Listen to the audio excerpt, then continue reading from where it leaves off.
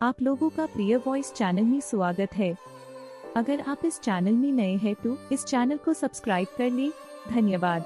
मीराबाई की कहानी। मीराबाई भक्तिकाल की एक ऐसी संत हैं जिनका सब कुछ कृष्ण के लिए समर्पित था। मीरा का कृष्ण प्रेम ऐसा था कि वह उन्हें अपना पति मान बैठी थी। भक्ति की ऐसी चरम अवस्था कम ही देखने को मिलती है। आइए जाने मीराबाई के जीवन की कुछ रोचक बातें। मीराबाई के बालमन में कृष्ण की ऐसी छवि बसी थी कि किशोरावस्था से लेकर मृत्यु तक उन्होंने कृष्ण को ही अपना सब कुछ माना।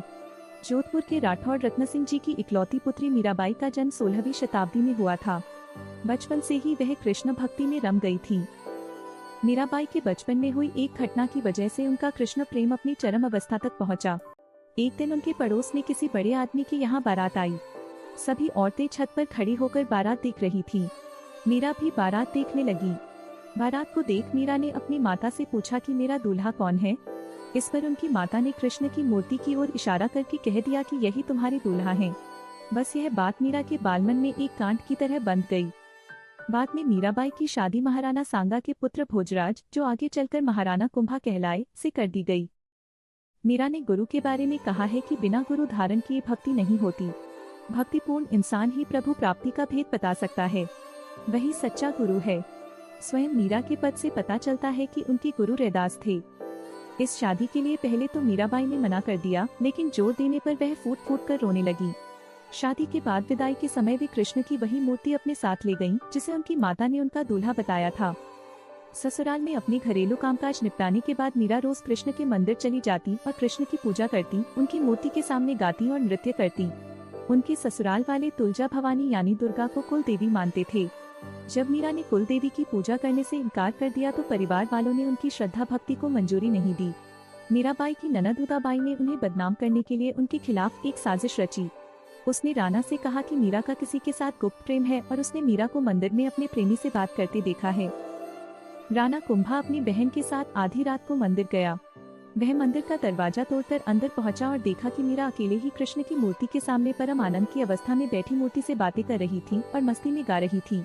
राणा मीरा पर चिल्लाया, मीरा, तुम जिस प्रेमी से अभी बातें कर रही हो उसे मेरे सामने लाओ। मीरा ने जवाब दिया, डैश वह सामने बैठा है, मेरा स्वामी नैनचोर, जिसने मेरा दिल चुराया है। और वह समाधि में चली गयी।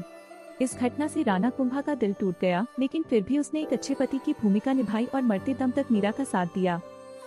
हालांकि मीरा को राजगद्दी की कोई चाह नहीं थी, फिर भी राणा के संबंधी मीरा को कई तरीकों से सताने लगे। कृष्ण के प्रति मीरा का प्रेम शुरुआत में बेहद निजी था, लेकिन बाद में कभी कभी मीरा के मन में प्रेमानंद इतना उमड़ पड़ता था कि वह आम लोगों के सामने और धार्मिक उत्सवों में नाचने गाने लगती थी। वे रात में चुपचाप चित्तौड़ के किले से निकल जाती थी और नगर में चल रहे सत्संग में हिस्सा लेती थी। मीरा का देवर विक्रमादित्य, जो चित्तौड़गढ़ का नया राजा बना, बहुत कठोर था। मीरा की भक्ति, उनका आम लोगों के साथ घुलना मिलना और नारी मर्यादा के प्रति उनकी लापरवाही का उसने कड़ा विरोध किया। उसने मीरा को मारने की कई बार कोशिश की। विवाह का मतलब यही है कि आप एक इंसान के लिए अपनी हर चीज समर्पित कर दें, अपना शरीर, अपना मन और अपनी भावनाएं। आज भी कई ईसाई संप्रदायों में नन बनने की दीक्षा पाने के लिए लड़कियां पहले जीसस के साथ विवाह करती हैं। यहाँ तक कि एक बार उसने मीरा के पास फूलों की टोकरी में एक जहरीला सांप रखकर भेजा और मीरा को संदेश भिजवाया कि टोकरी में फूलों के हार हैं। ध्यान से उठने के बाद जब मीरा ने टोकरी खोली तो उसमें से फूलों के हार के साथ कृष्ण की एक सुंदर मूर्ति निकली। राणा का तैयार किया हुआ कांटों का बिस्तर भी मीरा के लिए फूलों का सेज बन गया जब मीरा उस पर सोने चली।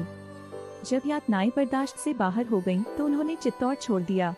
वे पहले मेड़ता गईं, लेकिन जब उन्हें वहाँ भी संतोष नहीं मिला तो कुछ समय के बाद उन्होंने कृष्ण भक्ति के केंद्र वृंदावन का रुख कर लिया।